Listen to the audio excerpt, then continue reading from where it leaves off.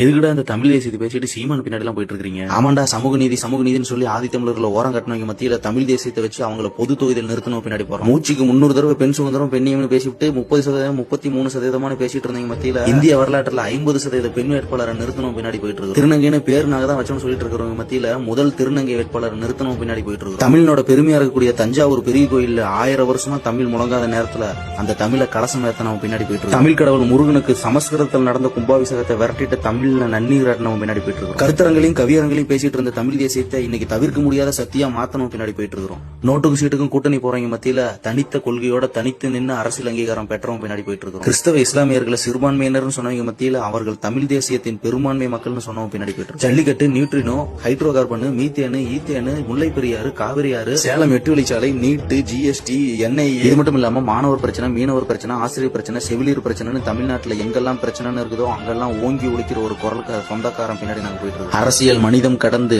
இயற்கையும் உயிர்மை நேயத்தையும் முன்னெடுக்கும் எங்கள் வாழ்வியல் ஆசான் அண்ணன் செந்தமிழன் சீமான் அவர்கள்